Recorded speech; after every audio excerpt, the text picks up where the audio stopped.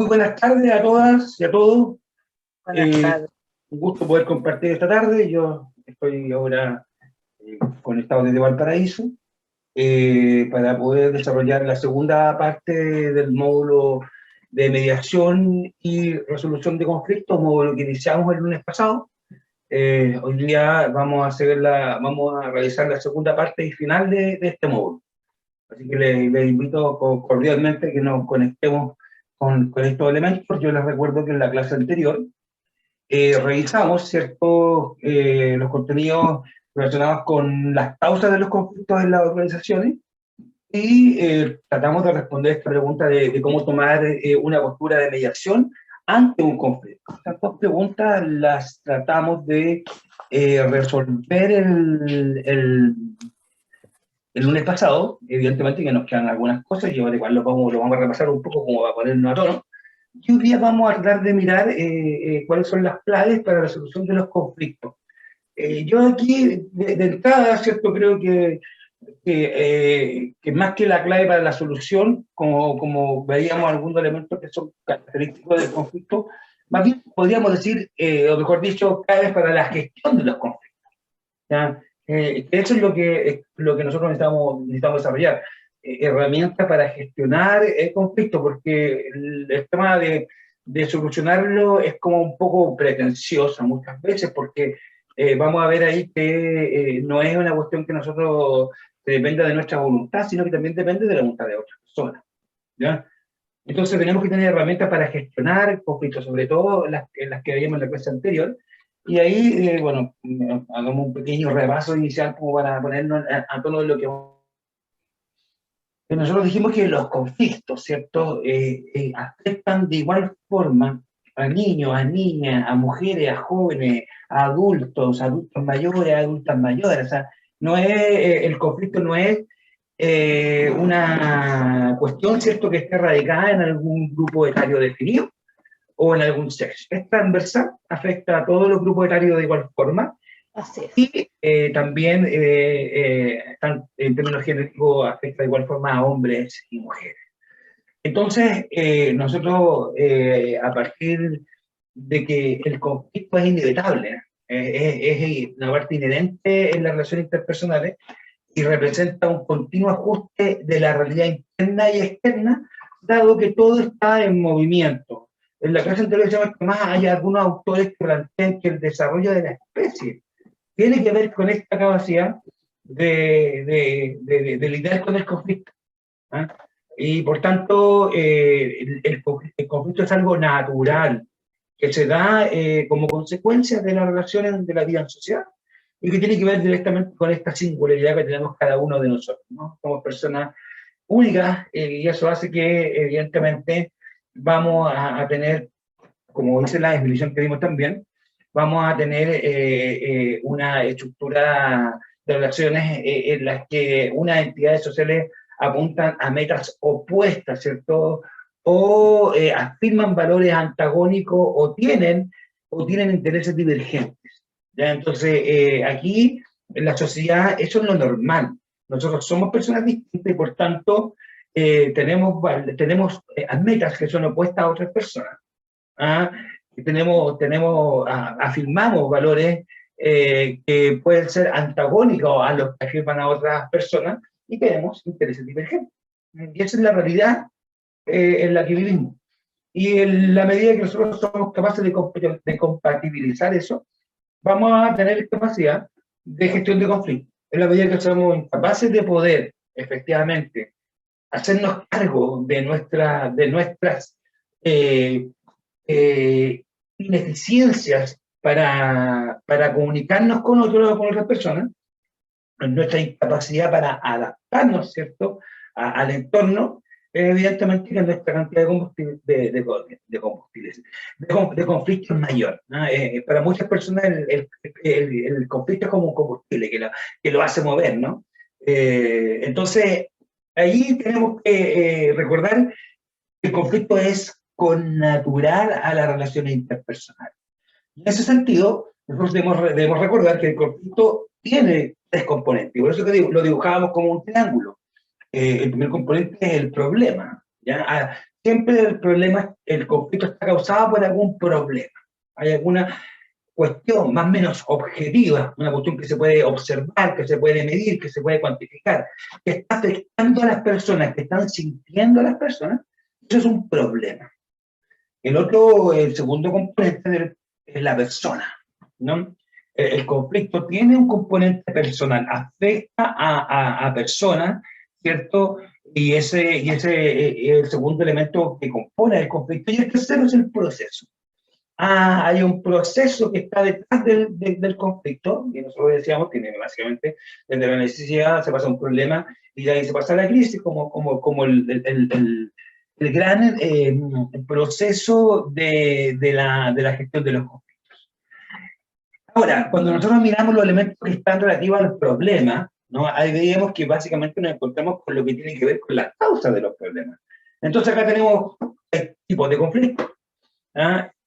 Conflictos de relación, comunicación, que dijimos que era la gran mayoría que se da al interior de las organizaciones, son este tipo de conflictos, que son efectivamente relacionales, que tienen que ver con la forma en que nos comunicamos con las otras personas, estos cagüines, estos malentendidos, ¿cierto? Estas barreras a la comunicación, evidentemente que generan un tipo de conflicto bastante característico. También hay conflictos por preferencias, ¿cierto? Por valores y creencias, ¿no?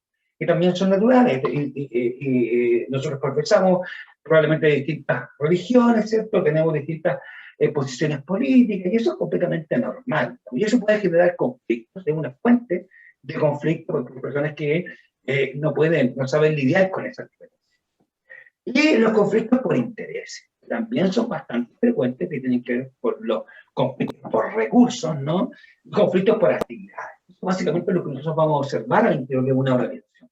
Entonces, eso tiene que ver con las personas, porque hay un problema y las personas, ¿cierto?, van a generar el conflicto. ¿Y cómo? ¿Cómo? Bueno, básicamente tiene que ver con distintos elementos, con el protagonismo personal, dijimos.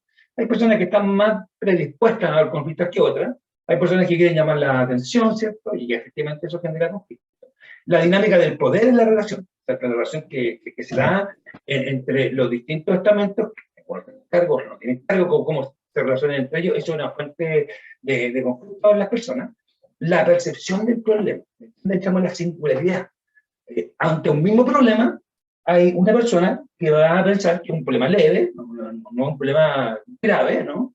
Y otro cuando va a pensar que es el fin del mundo, un problema muy, muy grave. Y yo creo que usted a todos le ha pasado que le llamaba por teléfono y decía, ¡oh, no sabéis lo que pasó! Y la verdad es que cuando vamos ahondando, bueno, ¿cuál es el problema? Es una cosa menos pequeña. Pero, ¿cierto? La percepción que tiene otra persona es respetable, ¿cierto? Es que el problema es mucho, mucho, mucho más grave.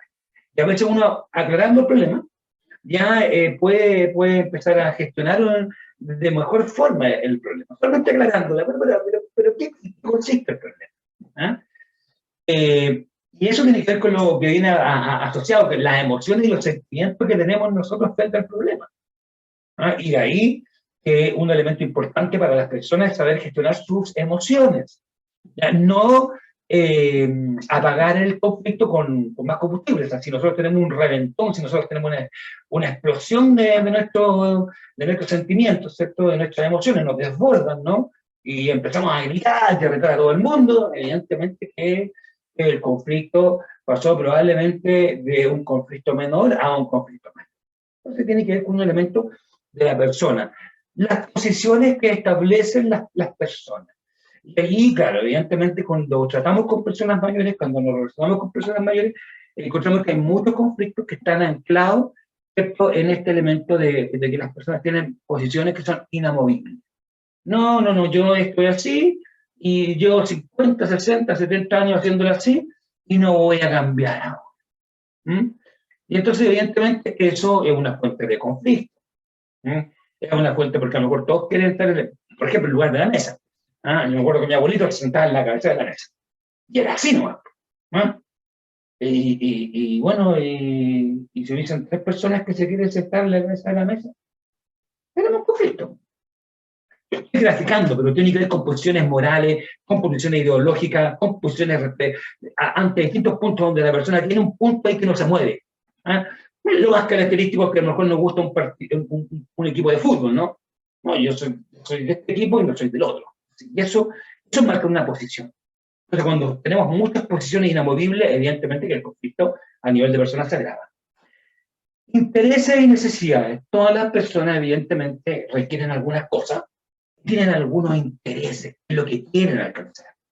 ¿Ya? Y eso cuando la ambición, ¿cierto?, desborda el saco, se genera un conflicto. ¿Ah? O cuando hay gente que siempre estaba buscando el trabajo más cómodo, ¿cierto?, o la pega más fácil, ¿cierto? Y evidentemente que sus intereses van generando algún conflicto. Y lo que está muy asociado al tema de la posición, que son los valores y principios. Generalmente las personas fijan posiciones que están sustentadas en los valores y principios que ellos creen que ellos siguen. ¿Ya? Son cuestiones completamente legítimas. Por tanto, la cuestión que uno se hace es cómo somos capaces de, a personas mayores, moverlo de las posiciones que son conflictivas. Cómo logramos que esa persona evolucione, ¿cierto?, se adapte, siga viviendo finalmente. Cuando estamos diciendo que una persona se adapte, estamos diciendo que esa persona sigue viviendo en forma plena. Cuando una persona decide anclarse en un lugar y no moverse ahí, se está condenando, porque no está adaptando. Está todo girando y yo no sé qué hay detenido. Eso es propio de algunas enfermedades, por ejemplo, algún tipo de depresión, ¿no? Donde efectivamente la persona, producto de esta afección que tiene, se va a quedar anclada, ¿cierto? Y va a ser muy resistente al cambio. Muy resistente al cambio. Y es una cuestión que tenemos que trabajar, que tiene que ver con la gente que está haciendo deporte, ¿cierto? Que la pausa que ustedes hacen activa es fabulosa. Esas cuestiones evidentemente los predisponen a tener una mayor elasticidad neuronal y evidentemente tienen más posibilidades de tener una capacidad para poder adaptarse en términos del entorno. Y, bueno, los elementos relativos al proceso, nosotros dijimos que el proceso tiene básicamente el conflicto tiene tres etapas, ¿no? Esta etapa de necesidad, donde una persona siente que le falta algo, o está requiriendo de algo, eso se transforma en un problema, hay más personas que lo están percibiendo, y finalmente eso se transforma en una crisis de conflicto. Entonces, el conflicto no surge de un momento a otro, sino que tiene un ciclo. Cuesta identificarlo muchas veces, y ahí es donde nosotros tenemos que agudizar la vista, tenemos que agudizar nuestra escucha para poder percibir dónde están las fuentes de los conflictos. Entonces, la dinámica del conflicto es así, ¿cierto? Tiene este ciclo. La relación y la comunicación son esenciales, ¿cierto?, para entender el ciclo del conflicto. Y los estilos de enfrentamiento al conflicto pueden agudizarlo. Hay estilos que son mucho más cooperativos, ¿cierto?, que son más colaborativos, que van a hacer que el conflicto sea como algo más natural. Pero en su efecto, en su contraparte, hay estilos que son mucho más competitivos, que en general van a tender a radicalizar los conflictos. Entonces nosotros dijimos en la clase anterior que básicamente el estilo con que las personas enfrentan los conflictos tiene dos ejes, ¿sí? Tiene dos elementos que son centrales. Lo que tiene que ver con el cumplimiento de los objetivos, ¿cierto? Y lo que tiene que ver con mantener las relaciones. Entonces nosotros podemos hacer un cruce entre estos dos elementos que determinan la forma en cómo yo enfrento el conflicto. ¿Cuánto me interesa mantener buenas relaciones? ¿Cuánto me interesa cumplir con los objetivos? Entonces nosotros ahí nos encontramos que hay gente que le gusta cumplir los objetivos al máximo siempre, y hay personas que no les interesa tanto. Entonces hay un arco, hay una variación entre los que les interesa mucho y a los que les interesa poco. Y por el otro lado, hay personas que les interesa poco mantener buenas relaciones, y hay otras personas que les interesan mucho. Entonces, ¿qué es lo que pasa? Veíamos que está el competitivo, ¿cierto? Que su estilo es de competición. Esa persona lo que quiere siempre es ganar. En el caso de su objetivo, no le interesa mucho la relación con los otros. Lo que le interesa es cumplir. Y ustedes deben conocer a muchas personas, ojo, que no lo hacen que sean malas personas, sino que efectivamente a ellos les interesa cumplir. Y si para eso tiene que enojarse con esas personas, se va a enojar. Pero ¿qué genera? Cuando alguien siempre está en esta lógica, siempre va a ganar, y ellos van a perder. Ganar, perder. O sea, Si hay perdedores, el conflicto significa que tenemos una solución transitoria, ese conflicto va a volver a aparecer. Al contrario está el que practica la evasión. ¿Ya? La evasión, aquellas personas que no les interesan ni los objetivos, ni tampoco las relaciones. Están ahí porque tienen que estar, porque lo mandó la señora, porque alguien lo obliga a estar ahí, ¿cierto? Porque es su trabajo, en el caso que sea un laboral. Yo, fundamentalmente, la evasión es que perdimos todo. Yo pierdo, tú pierdes. ¿Ah? Nadie gana con la evasión. Cuando enfrentamos el conflicto, porque básicamente, vamos a ver que la habitación la vamos a retomar, no estamos dándonos cuenta que estamos frente a un conflicto y por tanto no hacemos nada. La solución, por otra parte, ¿cierto? Este estilo de el conflicto, en donde la relación me importa mucho, pero no me importa el cumplimiento de objetivos. Por tanto, es la contraparte como lógica del competitivo. A esta persona lo que le interesa es la relación, no le interesa el objetivo. Por tanto, yo puedo perder y tú vas a ganar. ¿Ya? Entonces no le importa, porque le interesa la relación. Le interesa seguir siendo parte, ser considerado.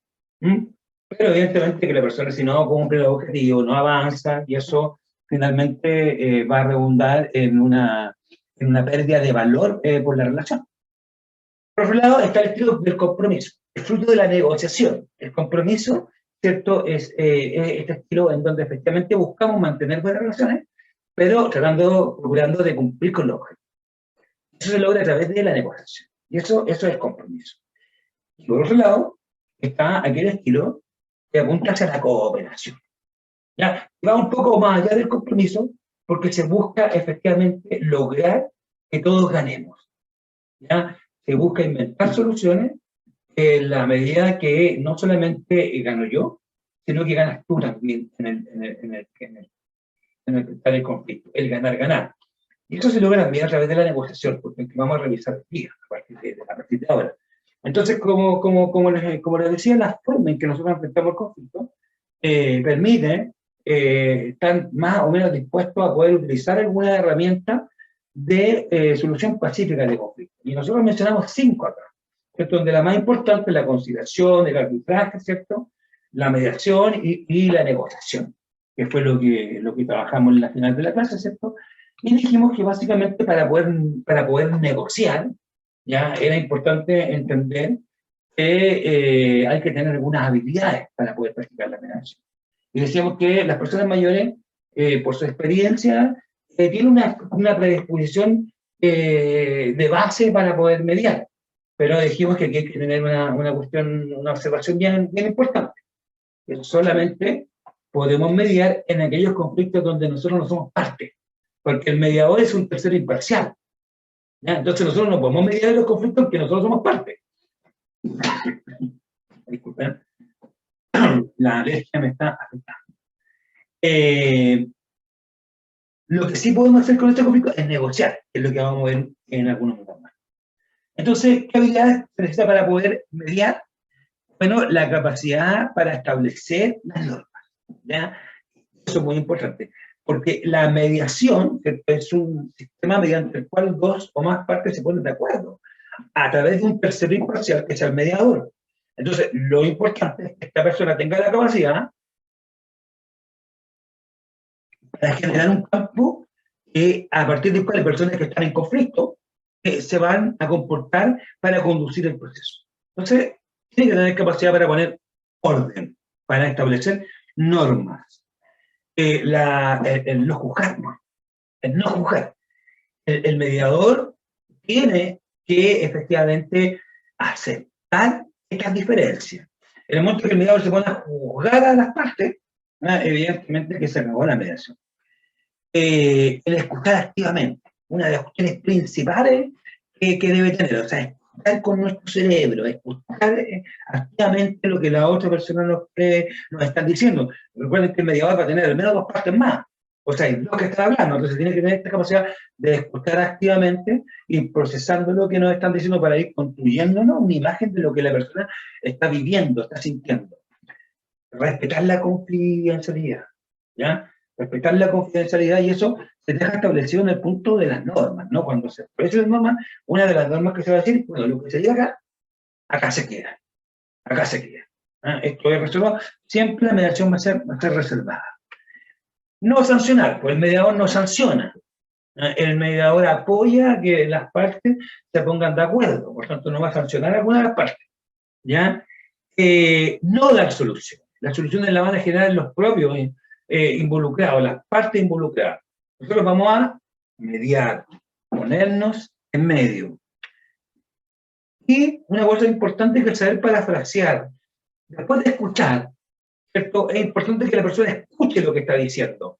En algunos casos le dice el mediador, oye, ¿te puedo poner la grabación de lo que dijiste? Para que se escuche. O nosotros mismos dijimos lo que esa persona dijo. Parafrasear es decir con nuestras palabras lo que la otra persona dijo para que se escuche. Y nos diga, nos ratifique, ¿cierto? Si es así lo que está o otra cosa.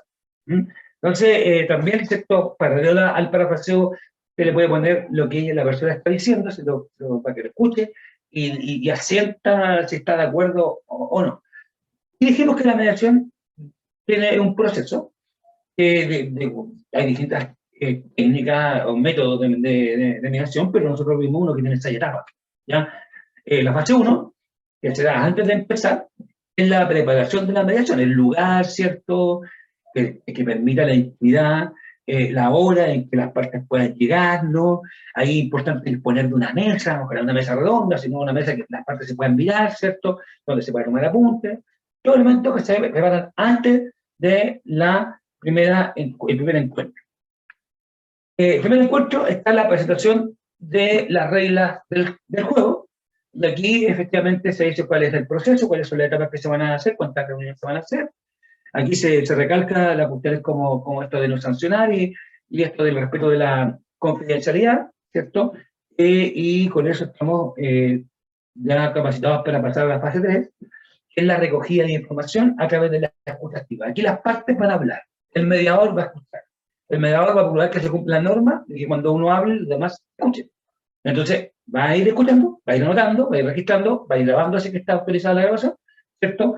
Y va a irse formando una opinión, ¿cierto?, desde la perspectiva del otro, del problema. No la opinión nuestra, como mediador, sino la opinión del otro, lo que el otro está percibiendo del problema. Y para eso pasamos a la fase 4, que es aclarar el problema. Aquí se va encuadrando el conflicto, el parafraseo nos va sirviendo para eso, para ir ya estableciendo cuál es, ¿cierto?, la percepción que tiene cada una de las partes del conflicto. ¿Ya? Y ahí cuando la gente empieza a hablar, pasa lo que veíamos hace un rato, de que solamente hablando del problema, ya se empieza como a aclarar un poco. La misma persona está hablando y diciendo, oye, la verdad es que no es tan grave. Porque lo está verbalizando, está usando otras partes del cerebro, y evidentemente con eso se va autoaclarando algunas cuestiones. La fase 5 es la de proponer soluciones, y aquí hay que inventar soluciones. ¿Pero cómo se hace? Bueno, se le dice a las partes que inventen soluciones. A cada una de las partes. ¿Y qué es lo que hace el mediador? El mediador trata de ver los puntos de encuentro y a partir de eso proponerles soluciones alternativas que se basan en las que ellos dijeron, no en las que yo creé. Ojo que cuando uno está en este proceso muchas veces, y lo digo, como les contaba, yo tengo algún nivel de experiencia en mediación comunitaria, trabajé algunos años también en mediación familiar, pero más como docente, no como mediador familiar. Y claro, uno tiene la solución, uno dice, aquí esto es lo que hay que hacer, pero ninguna de las partes percibe que eso es lo que hay que hacer. Entonces ahí, mientras no surja desde sus intereses, esa solución que puede ser la mejor, la más salomónica, no va a servir. Entonces, las soluciones vienen, inventan las partes involucradas, lo que hace el mediador es tratar de compatibilizarlas, ¿ya? Y ahí construir la solución que ambos tienen que estar, que todas las partes tienen que aprobar. Y finalmente con eso podemos pasar a la fase 6, es llegar a un acuerdo, y ese acuerdo tiene que ser redactado por escrito, ¿cierto? Y tiene que ser firmado por las partes. ¿Ya? Entonces, eso es el proceso de mediación, eso son las habilidades, lo que vimos en la clase anterior, yo se los recuerdo un poco para, a partir de eso, insisto, retomar esto de que nosotros no podemos mediar los conflictos que nosotros somos parte, y buena parte de los conflictos que nosotros vivimos, que estamos observando, nosotros somos parte. Entonces, la mediación se nos transforma en una herramienta un poco limitada. Entonces, ¿qué tenemos acá? Que mirar algunas cuestiones que son importantes. ¿Cuáles son las claves para la gestión de los conflictos? Bueno, la estrategia que tienen las personas para el manejo de conflictos, nosotros las podemos clasificar en dos grandes tipos: la asociativa y la disociativa. ¿Ya? Por un lado, las estrategias disociativas, o sea, cuando hablamos de estrategias disociativas, estamos hablando de que separan a la gente. Estamos hablando de estrategias que efectivamente resuelven el conflicto, pero no son estrategias que están sustentadas en el tiempo. O sea, nos permite salir del paso, pero no nos permite la solución efectiva del conflicto. Entonces tenemos la votación por mayoría. Ya, esa es una estrategia disociativa. Ya hay un conflicto, votemos. Y claro, se puede dar el caso de que el 95% están de acuerdo en algo y solamente hay una o dos personas que están en la posición contraria.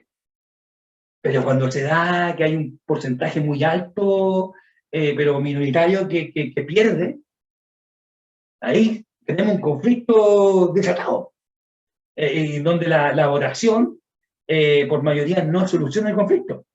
¿Nos permite tomar una decisión? Sí, pero no nos permiten solucionar el conflicto queda ahí, y puede agravarse, puede agravarse.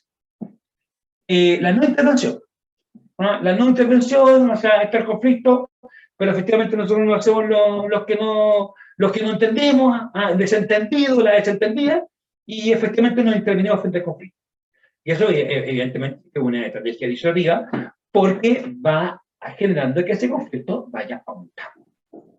No estamos haciendo una actitud preventiva, como decíamos en la clase anterior, no aplicamos la prevención, sino todo lo contrario. Aplicamos la pseudo-armonía. La separación de las partes. ¿Ya? O sea, hay un conflicto, ya, como lo que nos hacían cuando éramos, digamos, el colegio, ¿no? El profesor nos mandaba al rincón. ¿Ya? Eso, bueno, no lo podemos hacer, pero sí lo hacemos. O sea, sacamos a alguien no invitamos a alguien a la reunión, ¿cierto? O simplemente lo expulsamos de la organización.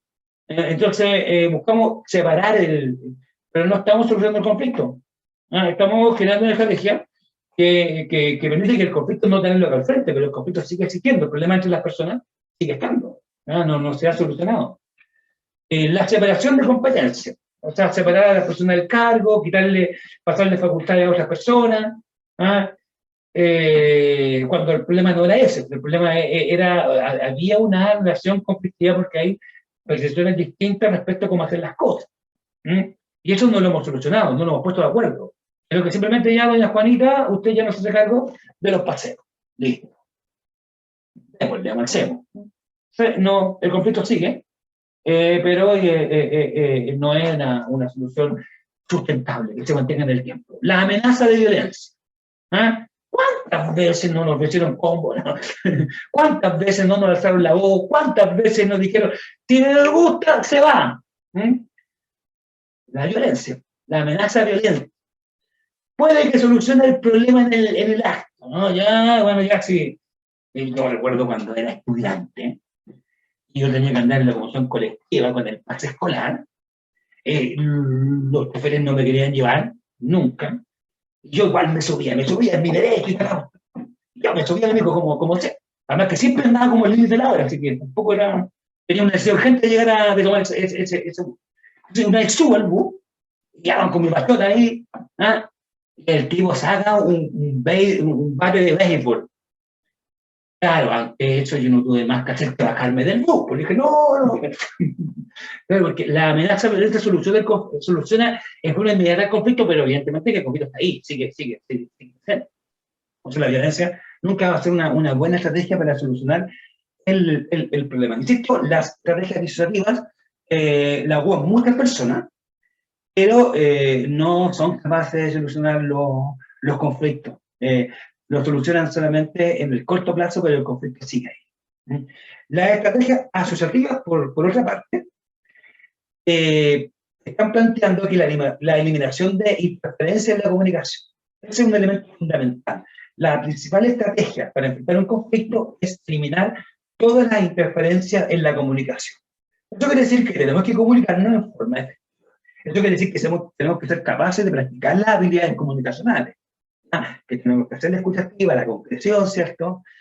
para avanzar en una comunicación mucho más efectiva, evitando que se generen conflictos de comunicación. Entonces, para eso, tratar de visualizar cuáles son las interferencias, las mías, las de otros miembros de la organización, y ver cómo las podemos ir mejorando. Esto es una estrategia asertiva porque es sustentable en el tiempo. En la medida que nosotros nos comunicamos mejor, vamos a tener menos conflictos. Igual vamos a tener conflictos, pero vamos a tener menos y vamos a tener más herramientas para enfrentar. La formación de consenso, que está en la contrapartida de la votación por mayoría. O sea, cómo en vez de votar, logramos llegar a un consenso entre que la mayoría estemos de acuerdo, y no solamente que haya una mayoría circunstancial sobre una minoría circunstancial. Generar el consenso, buscar acuerdos mutuos, ¿cierto? Y eso implica trabajo. De ahí donde, claro, votar es más fácil. Ya votamos. No, llegar a un consenso es un trabajo, hay que hacer una construcción. La votación es inmediata, en muchos casos irreversible. Los compromisos mediante la mediación, como ya veíamos, es una estrategia asociativa, pero lo hace un tercero imparcial. Entonces, pero hay una herramienta ahí que tenemos que aplicar. Tenemos que visualizar el conflicto interno, ver que nosotros u otras personas los pueden mediar, ¿cierto? Y efectivamente estimular que se produzca ese proceso de mediación al interior de la organización. Las estrategias de ganar es ganar. Esto que hablábamos de este estilo cooperativo, ¿no? De buscar que todos sintamos, que todos percibamos objetivamente que hemos ganado después del conflicto. No que ganó uno y perdió el otro, ¿no? No, que ganamos todos. Y para eso, ¿cierto? Se requiere una estrategia de cooperación. Se requiere una estrategia de cooperación fundamental. La transformación de las posturas en necesidades. También tiene que ver con la negociación. El poder establecer por qué esta persona tiene esta posición. ¿Por qué esta persona no cambia? Y genera conflicto. Entonces, bueno, ¿cuál es la causa, pues? ¿Cuáles son las necesidades que están detrás de esa posición? Y muchas veces nosotros lo vamos a entender. Yo tengo un trauma porque me pasó esto cuando era joven o cuando era niño. Y eso no solamente puedo estar así. Claro, hay una secuela muchas veces. Y en otros casos tiene que ver con cosas mucho más mundanas, cuestiones que la transformación de la postura es porque efectivamente hay una necesidad que está insatisfecha y que nosotros podemos satisfacerla. Con eso efectivamente el problema se soluciona, el conflicto se resuelve. La delegación en árbitro, los arbitrajes. Ya dijimos que el árbitro también es un tercero imparcial, pero que aplica las reglas. ¿Ya? La conciliación son conciliadores privados, ¿cierto? El arbitraje público-privado, ¿cierto? Hay un tercero que aplica las reglas, ¿cierto? Para establecer una resolución al conflicto que es obligatoria para las partes involucradas. Entonces, ahí el límite, ¿cierto? Es la ley, las normas que están establecidas. O sea, ahí el arbitraje tiene que estar dentro del marco de la legalidad. Y, fundamentalmente, la creación de dependencias mutuas. Básicamente el trabajo en equipo. En la creación de dependencias mutuas. No se trata de una dependencia emocional, precisamente. Se trata de que en la medida que nosotros hemos eliminado la comunicación, y hemos logrado construir planes de trabajo participativo, ¿cierto? Hemos logrado mecanismos de coordinación eficientes, vamos a estar frente a un trabajo en equipo que permite el crecimiento de toda la organización. ¿Ya? Y eso solamente se logra con dependencia mutua. Cuando solamente son 2 personas, 3 personas las que hacen todas, ellos tienen un muy buen trabajo en equipo, pero son 2 o 3 personas. Si falta alguno de los 2, alguno de los 3, no se puede hacer. Entonces, efectivamente, involucra a la organización, no como un todo, pero en la medida que más personas se involucren en los equipos de trabajo, esta creación de dependencia va a generar menos costo personal. Ese es el tema. El costo personal que asume. Porque para que funcione esto, muchos de ustedes tienen que llevar unos costos personales muy altos, versus otros que van solamente al disfrute. Pero la producción, la elaboración, la hacemos siempre los mismos. Y eso evidentemente es una fuente potencial de conflicto. ¿Cómo logramos la codependencia? Que todos seamos responsables en parte. Darle a todos la carga que se merece, ¿no? Es una cosa por ahí, yo creo que va por ahí la cosa. No le pegamos peras a los olmos, como se dice. Y eso muchas veces nosotros lo entendemos mal. Le damos a todos el mismo nivel de responsabilidad y hay personas que no lo pueden asumir. Por sus características personales, por sus capacidades, pueden asumir unas cosas y no pueden asumir otras. Y muchas veces lo pueden hacer excelente en un área, pero no son incapaces. Son incapaces. Y ahí es donde está el talento del liderazgo, ¿cierto? Identificar cuáles son las áreas en donde efectivamente una persona va a ser mucho más productiva, ¿ah? Que en otra. Entonces, eso evidentemente que nos lleva a una capacidad de resolver conflictos en donde el resultado siempre va a ser el que todos estamos ganando. Porque hay un conflicto que nos pone frente a un problema, pero somos capaces de resolverlo de tal forma que todos quedamos conformes. Vamos a mirar ahora entonces cómo podríamos hacer eso. O sea, cómo podríamos lograr efectivamente la creación de dependencias mutuas frente a la conflictividad. Y eso claramente nos plantea que tenemos que apuntar, ¿cierto?, a implementar estrategias asociativas, ¿ya?, para la gestión de los conflictos.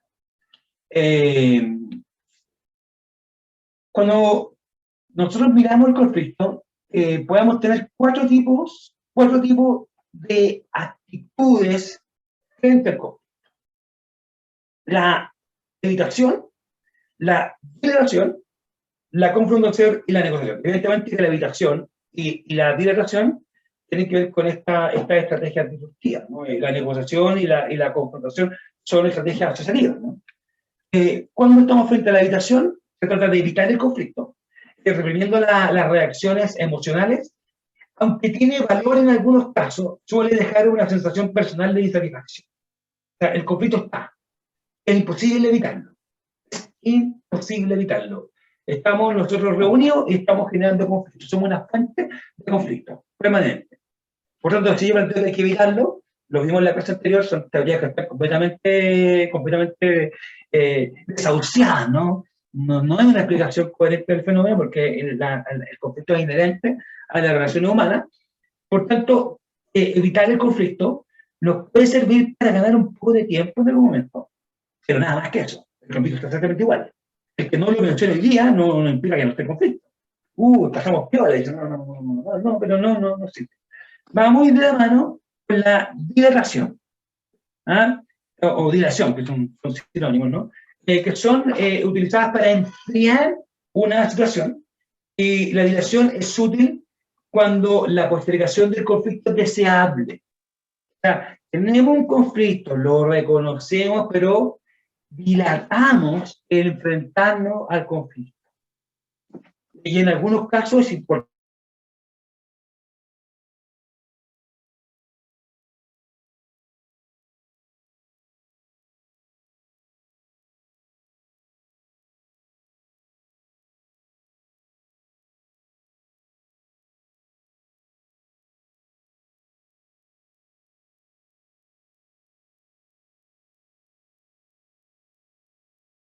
Tenemos la forma más adecuada de enfrentar el conflicto. En esos casos, la dilación es una estrategia que nos puede servir, ¿ya?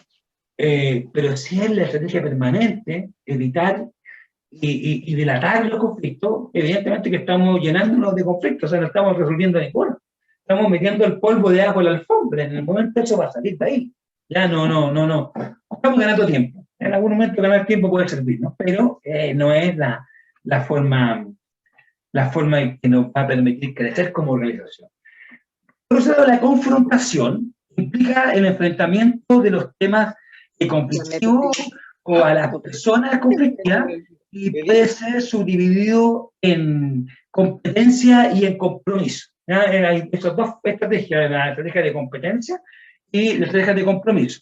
La competencia es el deseo de satisfacer necesidades propias sin importar las de las otras personas, o sea, la relación, básicamente, y utiliza la persuasión o la coerción. Y esto es el ganar-perder que ya veíamos antes. ¿Ah? La competencia genera. Pero aquí hay una cuestión importante de detenerse, ¿no?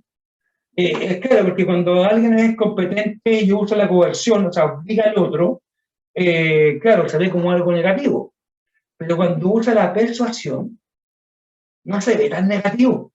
¿Ah? cuando convence al otro, cuando le da y le da y le da, hasta que el otro se convence. Piensen ustedes, todos conocemos o hemos sido víctimas de algún vendedor, ¿ah? Que nos empieza a hablar, ¿cierto? Nos empieza a decir las características del producto, miren que esto, ojo, que es una oferta solamente por 10 minutos, y uno está ahí frente, así, y dice, oye, esta cuestión lo podría necesitar. No, pero nos va generando necesidad. Finalmente nos convence y lo compramos. Yo estoy mirando a un rincón de mi casa que ustedes no pueden ver, ¿ah? Pero ahí hay un montón de cuestiones, que esto no va a decir despacio, pero mi señora ha comprado, ¿ah? Porque ha sido una muy buena oferta. Y la verdad es que nunca se ocupó y nunca se va a ocupar. Pero a lo mejor no sale el cumpleaños para regalarlo. Pero ahí, ¿qué ha pasado? Ahí efectivamente te ofrece un competitivo que ejerce la persuasión y nos convence de tomar una decisión. Pero esa persuasión dura un rato nomás, pues, hasta que votamos y después se nos quita la cuestión. Muchos vamos a ser persuadidos por votar en la próxima elección por un otro candidato y después nos vamos a arrepentir. La persona genera una solución, ¿cierto?, competitiva, pero que no asegura que sea sustentable. Evidentemente que la coerción está claro que no es sustentable. Cuando nos obligan a hacer algo que no queremos, está el conflicto ahí evidente, pero cuando nosotros mismos decimos que sí, y algo que nos afecta, bueno, tiene que ver con la persuasión. La ingeniería social ha trabajado mucho en esto, en cómo lograr persuadir, ¿cierto?, a las personas a tomar decisiones que no necesariamente son las mejores, ¿ya? Y aquí están las fake news y un montón de cuestiones que hoy día tenemos y que se usa a través de los medios, de las redes sociales, ¿cierto?, los medios de comunicación, a través de estos dispositivos tecnológicos que son capaces de leer esto y efectivamente persuadir a las personas a tomar decisiones que probablemente no son las más adecuadas. Entonces la competencia nos lleva a eso. Y probablemente, además, hay una cuestión que muchas veces se asocia al buen negociador con la persona que es capaz de persuadir a los otros. Y la verdad que un buen negociador no tiene esa característica. El que persuade a otro, el que convence a los otros, no es un buen negociador necesariamente. Es una buena herramienta que puede servir, pero no es la principal ni por mucho, ¿ya? Porque convencer al otro significa que vota por una posición ahora, pero al rato ya va a estar arrepentido.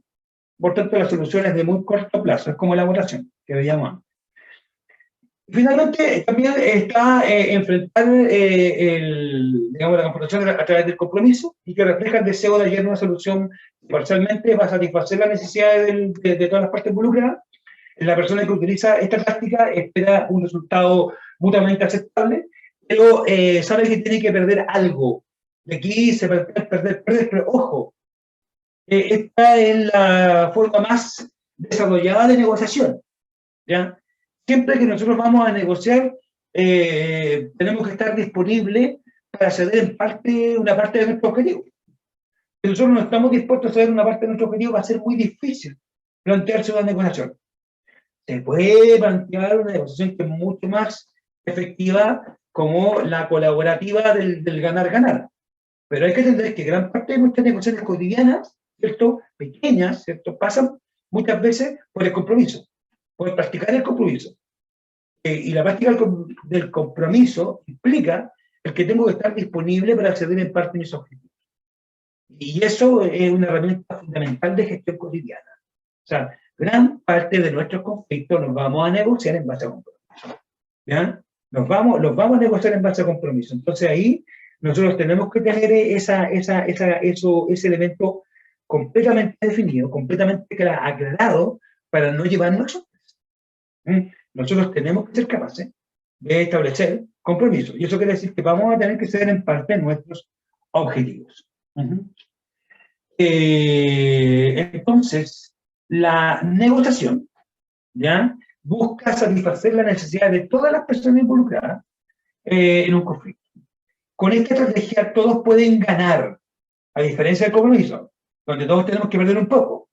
El negociador trabaja para que las necesidades de todos puedan ser reconocidas como importantes.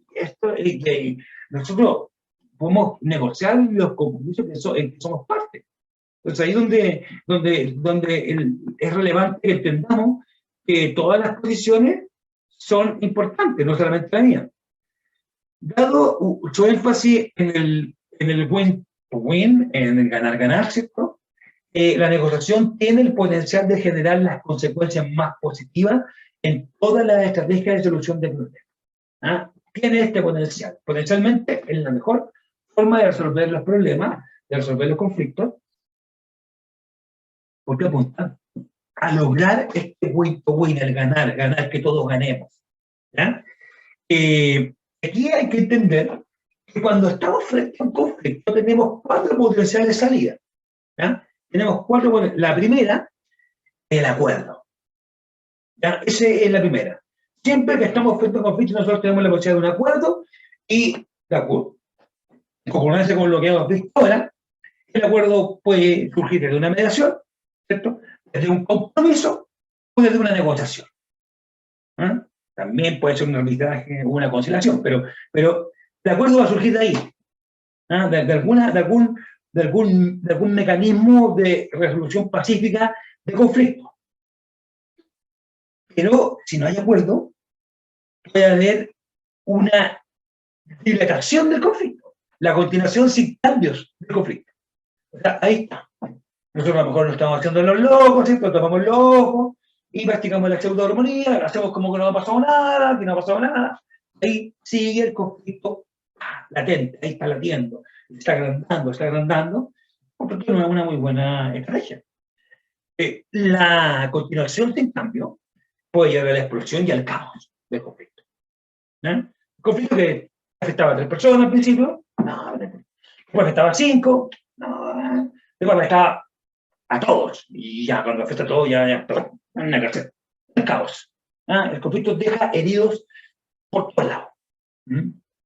La dirección de los conflictos genera el caos. Podríamos hacer un parangón del estallido social en Chile. Tiene que ver con eso, que hay serie de conflictos que no se abordan, que están ahí latentes y que finalmente generan caos. Eso pasa al interior de una organización exactamente igual, ¿ya? Cuando el conflicto está ahí sin tratarse. Y finalmente la destrucción de la postura de una de las partes. O sea, finalmente un grupo se va de la organización, se quedan solamente los que estaban a favor de A y todos los que estaban a favor de B se fueron de la organización. Yo les decía que cuando una organización pierde a una persona, lo que está haciendo es perder el recurso más importante, por conflictivo que sea la persona. No, o sea, eso que estamos mucho mejor si efectivamente una pelea que se perdió. No fuimos capaces de ponernos de acuerdo con esa persona. Con esa persona. En este caso, hay una postura que se va sencillamente de la organización. Y esto pasa en forma bastante frecuente. Gente que se va, que se ríe porque no estoy de acuerdo, no hay caso, no se puede hablar con don Juan, no, caballero duro de mollera. No llegamos a acuerdo. No fuimos capaces de hacer esto que es negociar, ¿ya? O generar compromisos. Ahora, el proceso de negociación, si nosotros lo miramos como tal, implica 3 grandes etapas que son interdependientes. Tiene que ver con el aprendizaje, la influencia y la adaptación. ¿Qué viene antes? ¿Qué viene después? Evidentemente que viene el tema del aprendizaje. Para negociar, ¿cierto? Se parte por aprender, ¿cierto? De cuáles son las posiciones de la otra persona. ¿Ya? Yo tengo que dar tu posición, pero ¿por qué estamos en conflicto con las otras partes? ¿Cuál es la posición que tiene la otra persona? Y eso tiene que ver con influenciar y adaptar. Tiene que ver con estas otras 2 etapas del proceso de negociación. Influenciar y adaptar. ¿Qué está antes y qué está después? ¿Ah? Es que está visto de las 2 perspectivas, de la perspectiva mía, ¿cierto? Que tengo que adaptarme, ¿ah? Y de la perspectiva de la otra parte, que están influenciando en mí, pero es lo mismo con lo otro. Todos estamos viendo lo mismo, estamos aprendiendo, estamos influenciando y estamos adaptándonos. ¿Ah? La negociación implica esos 3 elementos. Si estos 3 elementos no están, no hay posibilidad de que negociemos. ¿Ah? Negociar sin entender por qué el otro tiene la posición que tiene, no es posible. El negociar sin yo estoy disponible para adaptarme a nuevas formas de enfrentar los problemas, no se puede. Y negociar sin ser capaz de influenciar a los otros, tampoco es posible. Van a estar estos tres elementos en la negociación. Y acá nosotros tenemos que entender que es lo que no es negociación. Ya que yo ya lo he dicho, pero que aquí se lo subrayo. No es negociar, convencer al otro de nuestra posición.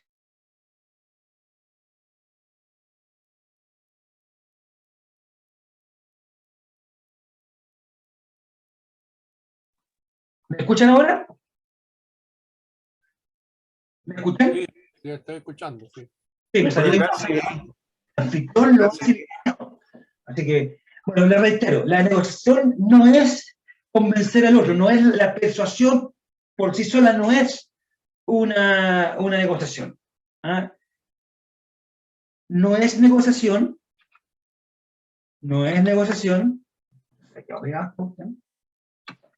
obligar al otro a aceptar nuestra posición. Tampoco es negociación. ¿Ya? La coerción no es negociación. Es cerrar al otro, no, entre todos le decimos, no, entre cuatro, todos los problemas, no, pero tiene que ser esto, y hasta el dice, bueno, ya.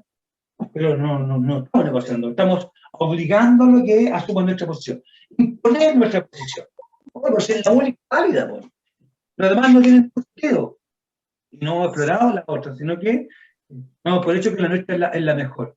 Bueno, está repetido, obligar al otro a aceptar mi posición, es muy importante, pero no sé si da para ponerlo dos veces. Y mantener por siempre mi posición hasta que el otro la acepte. Ahí mantengo una posición y no cambio de ahí. Soy inclaudicable. Aquí yo quiero tomar un concepto que es muy importante, que tiene que ver con el pragmatismo en la gestión de los conflictos. El pragmatismo. Nosotros pasamos de modelos de negociación que se basaban en principios inamovibles a una negociación que es mucho más pragmática, que también se basa en algunos principios, pero es que es pragmática. O sea, que estamos dispuestos al cambio. Por tanto, mantener la posición hasta que los otros la acepten, sin duda alguna, solamente sirve cuando la persona tiene una posición de poder. Por tanto, lo que estamos haciendo es obligar al otro, obligarlo con la dilación, digamos.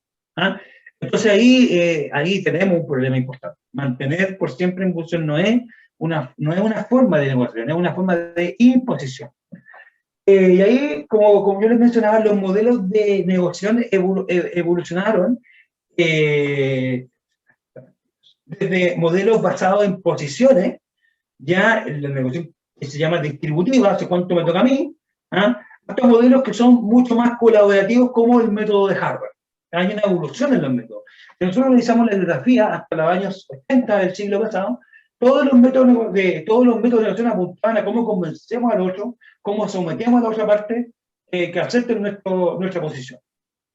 Bueno, la literatura contemporánea, ¿cierto? Y fundamentalmente a partir de lo que plantea el método de Harvard, va a ser mucho más colaborativa, o sea, buscar esto del win-win, del ganar-ganar.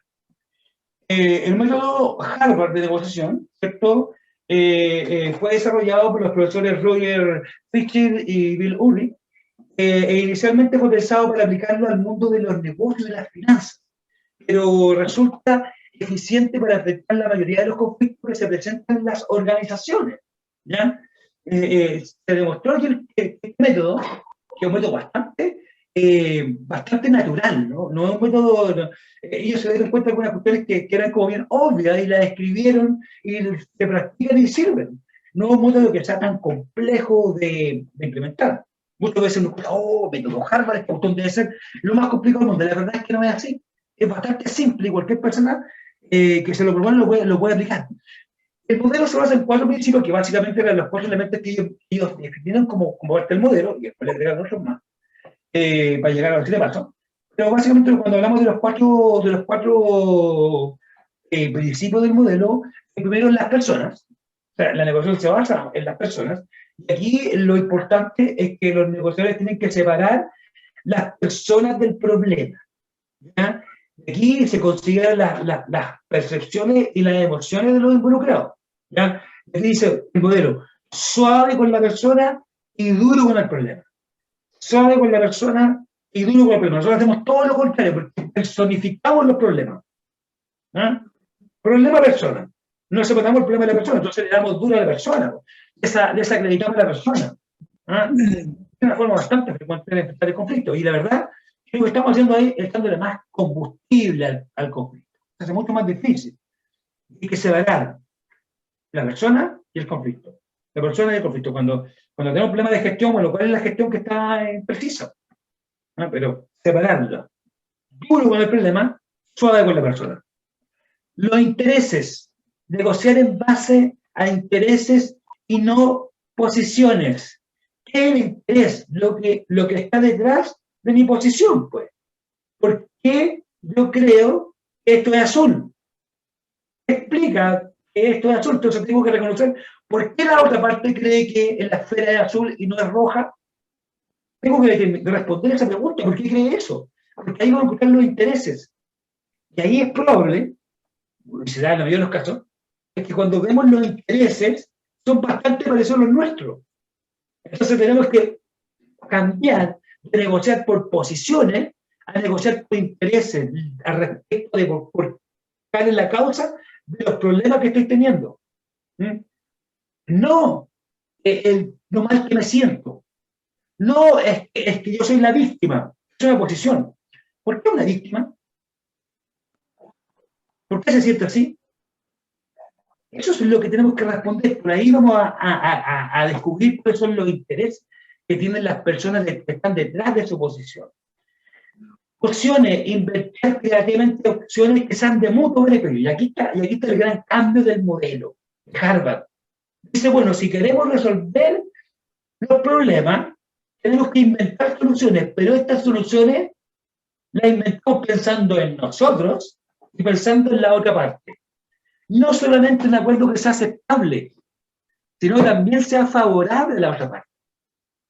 ¿Ya? Entonces, en la cooperación, nosotros buscamos acuerdos que sean aceptables y todos cedemos. Acá en el modelo de negociación buscamos, ¿cierto?, soluciones que sean de mutuo beneficio. Por eso hay que pensar, por eso hay que sentarse, por eso hay que analizar. No es una cuestión que yo del ser, no, estamos aplicando el método Harvard y ya estamos. No, implica trabajo, implica horas de trabajo, días de trabajo muchas veces, para lograr dar, ¿cierto?, con aquella solución que efectivamente es de mutuo beneficio. Bueno, y aplicar criterios. Aquí se deben construir criterios que sean objetivos. Insiste que el resultado se base en algún criterio objetivo. Los acuerdos tienen que ser legítimos, tienen que cumplir con las normativas vigentes. El acuerdo no puede pasar, por ejemplo, por sobre la ley. Tenemos un compromiso de gestión, hemos decidido que la gestión dure 4 años. Y eso estamos todos de acuerdo y nos beneficia a todos, las partes involucradas. Pero resulta que de acuerdo a la ley no se puede. La ley se ejecuta en 3 años. Entonces ahí hay un criterio objetivo, pero la ley no se está cumpliendo. Por eso que se deben aplicar, digamos, criterios de validación de los acuerdos. Los acuerdos se tienen que verificar que cumplen con la normativa vigente, que no pasan por sobre las normas que tenemos actualmente. Entonces, el modelo de Harvard, actualizado, ¿cierto?, tiene 7 pasos. ¿Ya? ¿Cuáles son estos pasos? El primer paso es alternativa a las alternativas. Este es un paso bien importante. El negociador, la persona que va a entrar a negociar, ¿cierto?, debe tener claros cuáles son sus alternativas de solución frente al conflicto. Acá tiene que determinar cuál es la mejor alternativa sin negociación. El MAAN, que se llama. Mejor alternativa al acuerdo negociado. ¿Qué alternativa tengo yo sin negociar? ¿Qué pasa si la otra parte me da un portazo y no quiere nada, no quiere conversar? Bueno, ¿cuál es mi alternativa? ¿Qué voy a hacer? No, a lo mejor estoy perdido. O sea, si este conflicto no se soluciona, vamos directo al caos, como veíamos la evolución del no enfrentar el conflicto. Entonces ahí es donde efectivamente yo voy a tener el nivel de urgencia de negociar. ¿Cuál es la alternativa que tengo? Mi alternativa que tengo es cero, no tengo alternativa. Es de muy bajo valor. Tengo que arreglar el problema. Entonces voy con muy poco a negociar. Pero si tengo una alternativa, ¿sabes? Que igual podríamos hacer esto o otro si es que no llegamos a acuerdo. Entonces, esa es la mejor alternativa que tenemos a la negociación. Y evidentemente el acuerdo que tenemos que generar tiene que ser mejor que esta alternativa sin negociación, ¿ya? Y esa es la diferencia. Si nosotros pensáramos en la cooperación, quiere decir que cuando llega un acuerdo o sea, un compromiso, perdón, cuando llega un compromiso, puede tener que bajarme más allá de esta alternativa. Cuando voy a negociar, este va a ser mi mínimo, de ahí para arriba. Así, bueno, tener claro cuáles son mis otros escenarios, el plan B, ¿cierto? Hay una concepto que se llama el min-max, establecer cuáles son las posiciones que yo tengo y las del otro. ¿Hasta dónde puedo alcanzar en esta negociación? ¿Cuál es el mínimo? ¿Cuál es el máximo? El mínimo es el MAN, que es una mejor alternativa del acuerdo negociado, y cuál es el máximo que voy a alcanzar. Y de ahí pensar también cómo va a ser el minimax del otro, cuál la máxima aspiración del otro y cuál es lo mínimo del otro. Entonces, si ahí cruzamos eso, es más fácil construir acuerdos. Los intereses y las posiciones, como decíamos, detrás de los intereses de cada parte, se encuentran una serie de deseos, de necesidades y esperanzas, también temores, también el miedo. Y aquí se debe indagar y encontrar los puntos de encuentro. Conviene concentrarse en el problema y las causas del problema para buscar intereses comunes. Por ejemplo, la clásica negociación colectiva, ¿no? Entre empleadores y trabajadores. El empleador dice, nosotros necesitamos, ¿cierto?, que le podemos subir solamente un 2%. Y los trabajadores dicen, nosotros queremos un 4%. Entonces, si nosotros pensamos tradicionalmente, diríamos, bueno, sumamos 4 más 2, son 6, partido por 2 sería 3%, y ese sería el acuerdo. Pero ese acuerdo no es un acuerdo colaborativo, es un acuerdo distributivo, estamos partiendo de la carga, estamos haciendo una colaboración, ¿ya? No estamos llegando a efectivamente a generar un acuerdo que permita el ganar-ganar. Entonces, la pregunta que tiene que hacerse el trabajador, bueno, ¿y por qué la empresa solamente nos da el 2%? Entonces dice, bueno, que el 2%, pero con eso garantiza su rentabilidad. ¿Ya? ¿Y por qué nos están pidiendo el 4%? Porque el 4% puede satisfacer tus necesidades. Entonces dice, ¿y buenas necesidades tienen los trabajadores? Que a lo mejor, la empresa puede satisfacer parte de esa necesidad, o los trabajadores dicen, bueno, a través de estos mecanismos, nosotros podríamos aumentar la rentabilidad del negocio. Si se aumenta la rentabilidad, nos podrían dar el 4%.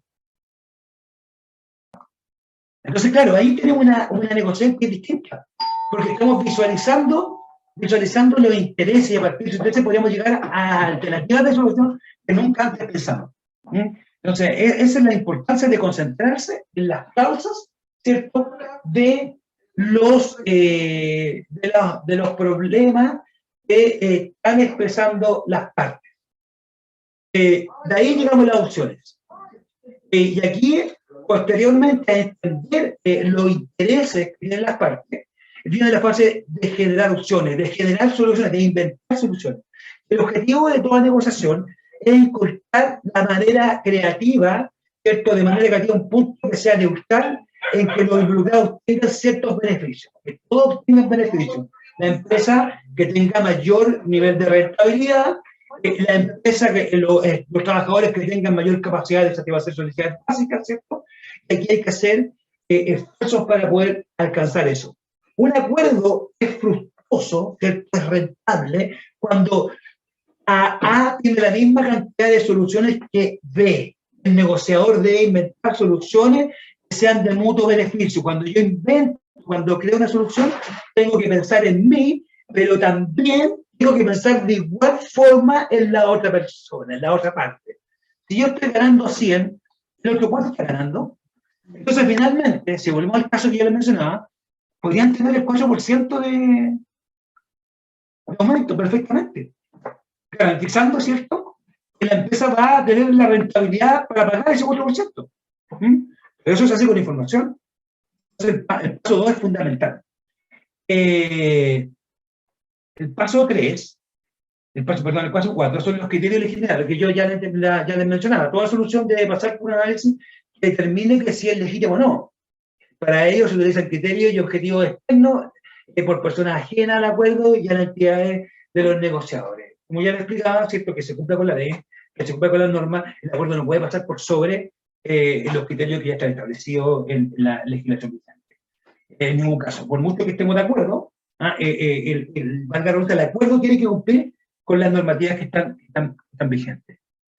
La relación. Aquí tenemos un tema que el punto 5, 6 y 7 son la actualización del modelo que se hizo en estos últimos años. La relación, aquí se evidencian los mejores resultados cuando construimos constantemente un ambiente positivo, en el que todos los integrantes del acuerdo pueden trabajar colaborativamente.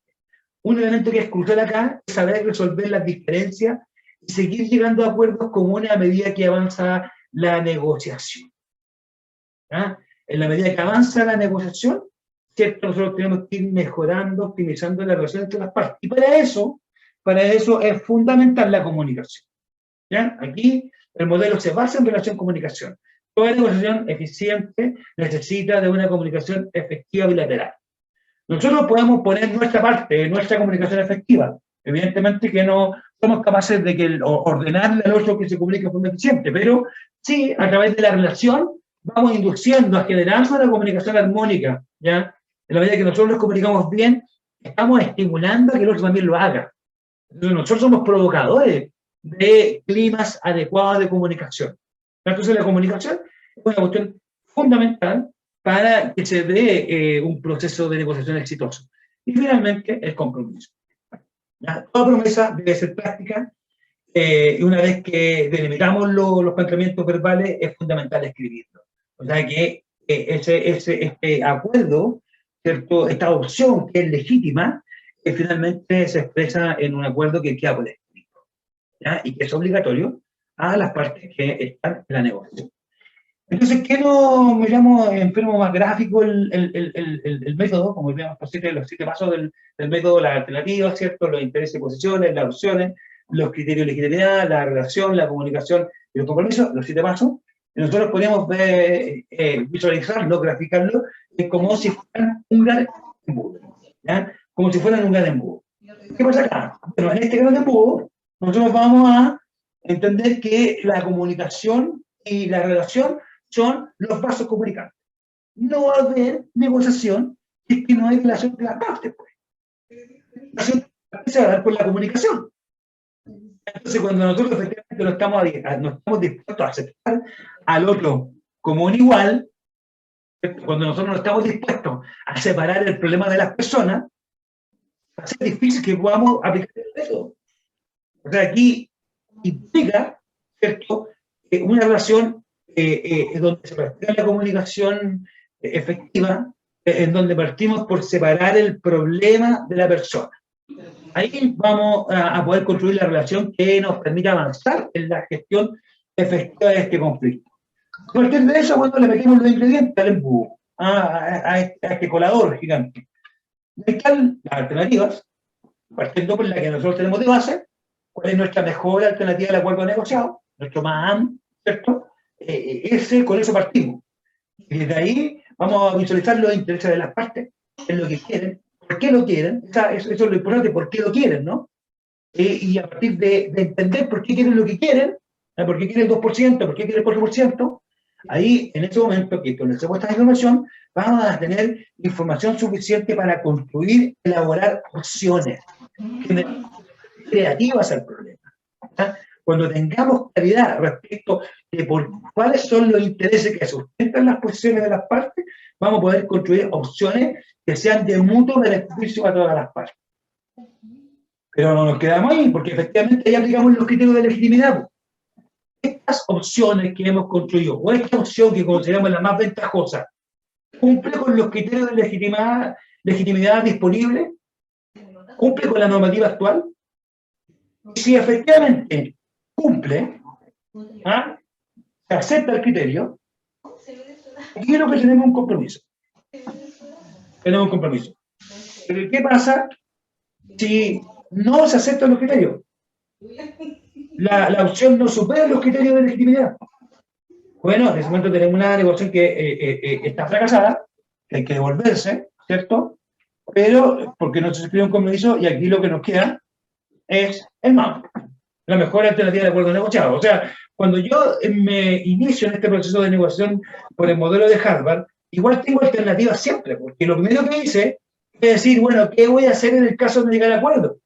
Entonces, si estuve 2 semanas, 2 meses, 6 meses negociando, bueno, no estoy en cero, porque ya me puse en el plan B, ¿qué pasaba si no llegaba a un acuerdo? O sea, la idea es llegar a un acuerdo, y en el 99% de los casos, de los conflictos que se gestionan, ¿cierto? A través del método de Harvard se llega a soluciones que son ventajosas para todas las partes. Pero insisto, implican aprender a reconocer los intereses del otro. Aquí el corazón de este método está aquí en el punto 2, los intereses y posiciones. Ahí está el punto central, en aprender a conocer por qué el otro quiere lo que quiere. Y esa es la receta que yo les puedo dar hoy día. ¿Cómo aprende usted a resolver su conflicto aplicando este método? Bueno, aprendiendo a entender por qué la otra persona quiere lo que quiere. O sea, necesitamos un poco de empatía para poder resolver nuestros conflictos. Aprender a reconocer por qué la otra persona quiere lo que quiere. Y eso nos ayuda a construir, ¿cierto?, opciones de resolución de conflictos que sean ventajosas para todas las partes involucradas.